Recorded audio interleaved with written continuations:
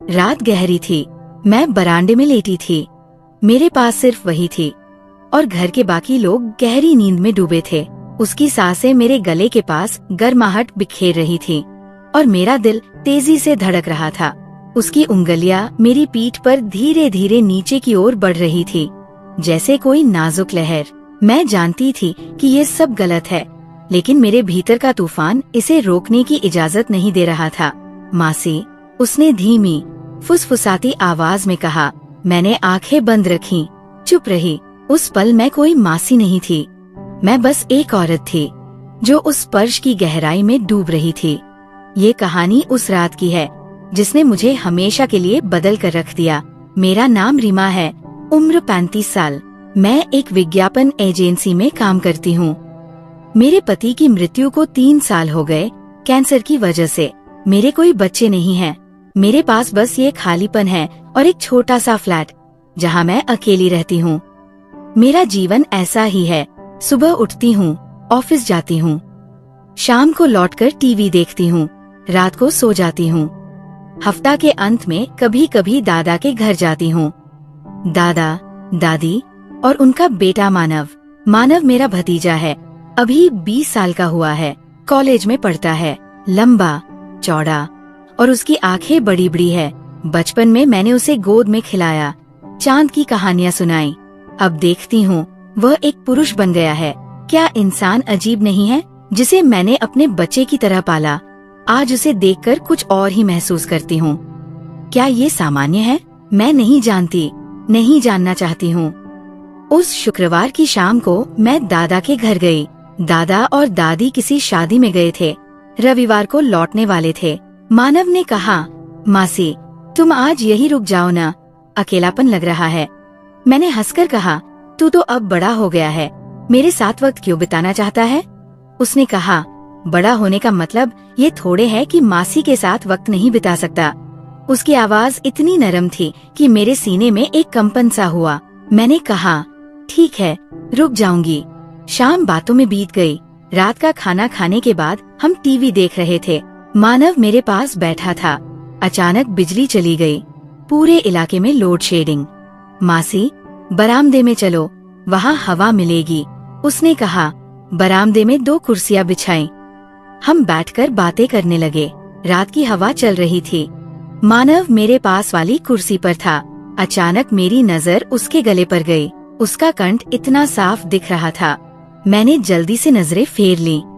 मासी, क्या तुम्हें कभी अकेलापन नहीं लगता? उसका सवाल इतना अप्रत्याशित था कि मैं चौंक गई। मतलब? मामाजी के जाने के बाद तुम अकेली रहती हो, कोई साथी नहीं? मैंने गहरी सांस ली। सब तो अकेले ही हैं, मानव। साथ रहने से कोई अकेला नहीं रहता, ऐसा तो नहीं है।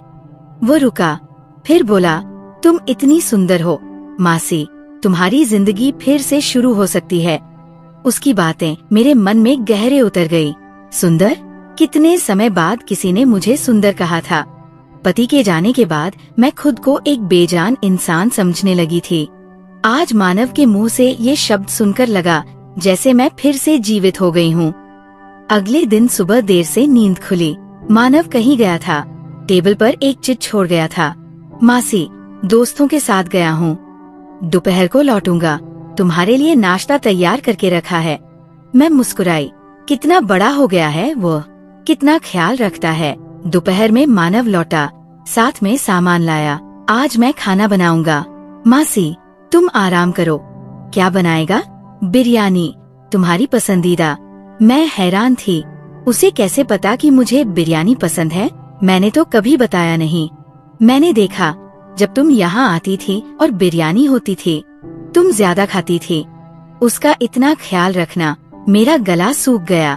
शाम को रसोई में मानव काम कर रहा था। मैं चाय बनाने गई। उसके पास खड़े होते ही वो अचानक फिसल गया। मैंने उसे जल्दी से पकड़ लिया। एक पल के लिए हम बहुत करीब थे। उसकी सांसें मेरे चेहरे पर लगी। मैंने जल्दी से उसे छोड़ दिया। संभल कर। मानव, थैंक यू मासी, उसने कहा। लेकिन उसकी आंखों में कुछ था, जैसे वह मेरी आंखों में कुछ ढूंढ रहा हो। रात को खाने की मेज पर बिरयानी शानदार थी। वाह, तू तो शेफ बन गया है, सिर्फ तुम्हारे लिए सीखा। मासी, क्यों? क्योंकि तुम अकेली रहती हो, कोई तुम्हारा ख्याल नहीं रखता। मुझे लगता है तुम बहुत ख्याल रखने की हकदार हो। मेरी आंखों में आंसू आ गए। इतने सालों बाद कोई मेरे ख्याल की बात कर रहा था, और वह मेरा भतीजा था। रात को टीवी देख रहे थे। मानव मेरे पास सोफे पर बैठा था। एक फिल्म चल रही थी। अचानक एक रोमांटिक सीन आया। हीरो हीरोइन चुंबन कर रहे थे। मैं असहज हो गई। चैनल बदलने लगी, लेकिन मानव ने मेरा हाथ पकड़ लिया। मासी, क्या तुम्हें कभी ऐसा महसूस होता है? कैसा? प्यार, मोहब्बत। मैं हक्का बक्का रह गई। मानव, तू क्या बोल रहा है? मैं कह रहा हूँ, क्या तुम्हें कभी ऐसा लगता है कि तुम किसी को चाहती हो, कोई तुम्हें प्यार करे, तुम्हारा ख्याल रखे? मेरे पास शब्द नहीं थे। हाँ, मैं चाहती हूँ, हर दिन चाहती हूँ, लेकिन कैसे कहूँ? मैंने फुसफुसाकर कहा, हाँ, चाहती हूँ। तो फिर तुम अकेली क्यों रहती हो? क्योंकि हर कोई मुझे चाहेगा, ये जरूरी तो नहीं। मानव ने मेरा हाथ नहीं छोड़ा। तुम गलत कह रही हो मासी, तुम बहुत सुंदर हो, बहुत आकर्षक। मैंने उसकी ओर देखा। उसकी आंखों में ऐसी तीव्रता थी कि मेरी सांसें रुक गईं। रात को बिस्तर पर लेटकर भी नींद नहीं आई। मानव की बातें बार बार याद आ रही थी। उसने मुझे सुंदर कहा, आकर्षक कहा, लेकिन क्या ये सामान्य है? एक भतीजे का अपनी मासी की तारीफ करना? क्या मैं गलत सोच रही हूँ, या सचमुच मानव के व्यवहार में कुछ असामान्य है? मुझे खुद पर शर्मिंदगी महसूस हो रही थी। जिस लड़के को मैंने गोद में पाला, उसके बारे में ऐसा सोचना क्या पाप नहीं है? लेकिन मेरे शरीर में जो अनुभूति हो रही थी, उसे मैं नकार नहीं सकती थी। मानव के स्पर्श, उसकी बातों, उसकी नजरों में मुझे एक अजीब सी सहरन महसूस हो रही थी। क्या मैं बहुत अकेली हो गई हूँ? इतनी अकेली कि अपने भतीजे में भी प्रेमी ढूंढ रही हूँ। भोर में मैं बरामदे में गई हवा लेने। मानव भी वहाँ था। नींद नहीं आ रही। मासी, नहीं। तुझे भी नहीं आ रही? नहीं। वो रुका, फिर बोला, मासी, मैं तुमसे बात करना चाहता हूँ। बोल। मैं तुम्हें बहुत पसंद करता हूँ। मेरा दिल धड़क उठा। मतलब? जब तुम यहाँ आती हो, मुझे बहुत अच्छा लगता है। जब तुम नहीं होती, मुझे खाली खाली लगता है। मानव, मैं तेरी मासी हूँ, मुझे पता है, लेकिन जब मैं तुम्हें देखता हूँ, मुझे मासी नहीं लगती। मुझे लगता है तुम एक सुंदर औरत हो। मैं ठिठक गई। वो क्या कह रहा है? क्या ये संभव है? मानव, तू समझ रहा है न? तू क्या बोल रहा है? हाँ, समझ रहा हूँ। मैं पागल हो गया हूँ। मुझे पता है ये गलत है, लेकिन मैं खुद को रोक नहीं पा रहा। उसकी आंखों में आंसू थे। मैंने उसका सिर सहलाया। मानव, तू क्या बोल रहा है? मासी, मैं तुमसे प्यार करता हूँ। ये सुनकर मेरी दुनिया उलट गई। मुझे नहीं पता था कि क्या करूँ, क्या कहूँ। मानव, मैं जानती हूँ तू मुझे डांटेगी, लेकिन मैं झूठ नहीं बोल सकता। मैं तुमसे प्यार करता हूँ। मैं कांप रही थी। ये सच नहीं हो सकता, लेकिन उसकी आंखों को देखकर समझ आया कि वो झूठ नहीं बोल रहा। मानव, तू समझ रहा है न? तू क्या कह रहा है? हाँ, समझ रहा हूँ। मैं तुमसे पति पत्नी की तरह प्यार करता हूँ। मेरे पैरों तले जमीन खिसक गई। मैं कुर्सी पर बैठ गई। मानव, ये संभव नहीं। मैं तेरी मासी हूँ। लेकिन मासी, क्या तुम मुझे जरा भी पसंद नहीं करती? मतलब, एक पुरुष के रूप में? मुझे क्या जवाब देना था? सच तो ये है कि मैं भी उसे एक पुरुष के रूप में देखने लगी थी। उसके स्पर्श से मेरा शरीर कांप उठता था। मानव, ऐसी बातें मत कर। मासी, मैं जानता हूँ तुम अकेली हो। तुम चाहती हो कि कोई तुम्हें प्यार करे। मैं तुम्हारा ख्याल रख सकता हूँ, तुमसे प्यार कर सकता हूँ, लेकिन मैं तेरी मासी हूँ। मानव, तो क्या हुआ? हम दोनों बालिग हैं। मैं तुम्हें मजबूर नहीं कर रहा। मैं बस कह रहा हूँ कि मैं तुमसे प्यार करता हूँ। मेरे पास शब्द नहीं थे। मानव मेरी कुर्सी के पास आकर बैठ गया। उसने मेरा हाथ पकड़ा। मासी, मैं जानता हूँ तुम मुझे पसंद करती हो। मैंने तुम्हारी आँखों में देखा है। उसकी बातें मेरे दिल में गूंज रही थी। हाँ, मैं अकेली हूँ। हाँ, मैं चाहती हूँ कि कोई मुझे प्यार करे, लेकिन क्या वो मेरा भतीजा हो सकता है? मासी, मैं तुम्हारे पास लेट सकता हूँ? मैं चौंक गई। क्या? मैं तुम्हारे पास लेट सकता हूँ? बस लेटूंगा, कुछ नहीं करूँगा। मुझे लगा मैं सपना देख रही हूँ। मानव, तू पागल हो गया है। हाँ, तुम्हारे लिए पागल हो गया हूँ। वह और करीब आया। मैं पीछे हटी। मासी, डरो मत, मैं तुम्हारा कोई नुकसान नहीं करूँगा। मानव, ये गलत है, तो तुम मुझे क्यों नहीं रोक रही? मैं ठिठक गई। सचमुच, मैं उसे क्यों नहीं रोक रही थी? क्या मेरे मन के किसी कोने में मैं यही चाहती थी? उस रात मैं कमरे में वापस नहीं गई, बरामदे में ही रही। मानव भी। हम दोनों लेट गए, कुछ बोले नहीं। रात और गहरी होती गई। मुझे लग रहा था कि मानव भी जाग रहा है। अचानक मैंने महसूस किया कि उसका हाथ मेरे कंधे पर आ गया। पहले लगा कि शायद नींद में, लेकिन उसकी उंगलियां मेरी पीठ पर धीरे धीरे नीचे सरकने लगी। मैंने सांस रोक ली। गला सूख गया। मैं रोक सकती थी, लेकिन मैंने नहीं रोका। उसकी सांसें मेरे गले के पास आ रही थी। मेरा दिल धड़क रहा था। मासी, उसने फुसफुसाया। मैंने कुछ नहीं कहा, आंखें बंद रखीं। उसका हाथ मेरे बालों में आ गया। मुझे पता था ये गलत है, मुझे पता था ये पाप है, लेकिन मैंने उसे नहीं रोका। मैं तुमसे प्यार करता हूँ, उसने कहा। मेरी आँखों से आंसू बहने लगे। मुझे नहीं पता कि मैं दुख में रो रही थी, खुशी में या अपराध बोध में। उस रात मैं मासी नहीं थी। मैं एक ऐसी औरत थी जो अपनी अकेलेपन में खो गई थी। सुबह उठकर देखा तो मानव नहीं था। उसने एक चिट्ठी छोड़ी थी। मासी, मुझे माफ करना, मैं जानता हूँ मैंने गलती की। मैं कुछ दिनों के लिए दोस्तों के पास रहूंगा, तुम घर चली जाओ। चिट्ठी पढ़कर मैं रोने लगी। मुझे नहीं पता कि मैं मानव के लिए रो रही थी या अपने लिए। मैं घर लौट आई, लेकिन मेरा मन उसी रात, उस स्पर्श, उस एहसास में अटक गया। मानव ने फोन नहीं किया, न मैंने। दादा और दादी ने मुझे बताया कि मैं वापस आ गई हूँ, लेकिन उन्हें कुछ नहीं पता। 3 हफ्ते बाद दादा का फोन आया। रीमा, क्या तुम्हें पता है मानव ने क्या किया? वो कह रहा है कि विदेश पढ़ने जा रहा है। अचानक ये फैसला क्यों? मेरा दिल टूटने लगा। मानव मेरी वजह से जा रहा है। मैं नहीं जानती थी कि दादा को क्या कहूँ। क्या मैं कहूँ कि मैं उसके निषिद्ध प्यार में पड़ गई हूँ, कि मैं अपने भतीजे के स्पर्श में खो गई थी?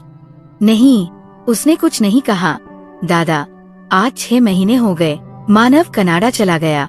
मैं फिर अकेली हूँ, लेकिन ये अकेलापन अलग है। इसमें अपराध बोध है, इच्छाएं हैं, एक निषिद्ध स्मृति है। आज भी जब रात में अकेली होती हूँ, उस रात की बात याद आती है। मानव का स्पर्श, उसकी बातें। मैं जानती हूँ मैंने गलती की, लेकिन ये भी जानती हूँ कि अगर मैं फिर उस स्थिति में आई तो शायद वही गलती दोहराऊं। क्या इंसान का दिल इतना जटिल होता है? क्या प्यार इतना निष्पक्ष होता है? मुझे नहीं पता। मैं बस इतना जानती हूँ कि मैं मानव से प्यार करती हूँ, और ये प्यार मेरे जीवन का सबसे बड़ा पाप है। कल एक ईमेल आया मानव का। मासी, मैं ठीक हूँ। मैं अब भी तुमसे प्यार करता हूँ। मैं जानता हूँ कि हमारा कोई भविष्य नहीं है, लेकिन मैं चाहता हूँ कि तुम जानो कि तुम मेरे जीवन का सबसे महत्वपूर्ण इंसान हो। मैं अगले महीने वापस आ रहा हूँ। मुझे नहीं पता हम क्या करेंगे, लेकिन मैं तुम्हारे बिना नहीं रह सकता। ईमेल पढ़कर मेरे हाथ कांप रहे थे। मानव वापस आ रहा है। मुझे पता है कि मुझे उसे कहना चाहिए कि वो ना आए। मुझे इस रिश्ते को यही खत्म कर देना चाहिए, लेकिन मैं ऐसा नहीं कर पा रही, क्योंकि मैं भी उसे चाहती हूँ। मैं भी उससे प्यार करती हूँ। मैं जानती हूँ कि ये पाप है, समाज हमें कभी स्वीकार नहीं करेगा। ये नैतिक रूप से गलत है, लेकिन क्या दिल नैतिकता मानता है? क्या प्यार सामाजिक नियमों को मानता है? मैंने पिछले 6 महीने अकेले बिताए। हर रात मानव की यादों में बीती। हर दिन उसका इंतजार किया। मैंने खुद से 1000 बार सवाल किया, क्या मैं पागल हूँ? क्या मैं एक बीमार औरत हूँ? लेकिन जब मानव की बातें, उस रात का स्पर्श याद आता है, तो लगता है कि यही मेरे जीवन का एकमात्र सच है। आज सुबह मैंने मानव को जवाब दिया, मैं भी तुम्हारा इंतजार कर रही हूँ। मानव वापस आ गया। इस बार वो सीधे मेरे फ्लैट पर आया। शाम को दरवाजे की घंटी बजी। दरवाजा खोला तो मानव खड़ा था। उसकी आंखों में वही पुरानी तीव्रता थी। चेहरा थका हुआ, लेकिन एक दृढ़ता थी। निशा, मैं आ गया, हमेशा के लिए। मैं उसे अंदर ले आई। हम दोनों चुपचाप बैठे थे, कुछ बोल नहीं पा रहे थे। निशा, मैं जानता हूँ ये गलत है, लेकिन मैं और नहीं सह सकता। मैं तुम्हारे बिना नहीं रह सकता। मानव ने मेरा हाथ पकड़ा। निशा, क्या तुम मुझे चाहती हो? मैं रोने लगी। हाँ, मैं तुम्हें चाहती हूँ। लेकिन क्या ये मुमकिन है? हम कहीं दूर चले जाए, किसी और शहर में, किसी और देश में, जहाँ कोई हमें न जानता हो। यहाँ तुम मेरी निशा हो, लेकिन कहीं और तुम सिर्फ रीना होगी और मैं मानव, दो वयस्क जो एक दूसरे से प्यार करते हैं। उसकी बात सुनकर मेरे मन में एक आशा की किरण जगी। क्या ये सचमुच संभव है? क्या हम सचमुच साथ रह सकते हैं? मानव, मुझे डर लग रहा है। मुझे भी डर लग रहा है, लेकिन तुम्हारे बिना जीने से बेहतर है इस डर के साथ तुम्हारे पास रहना।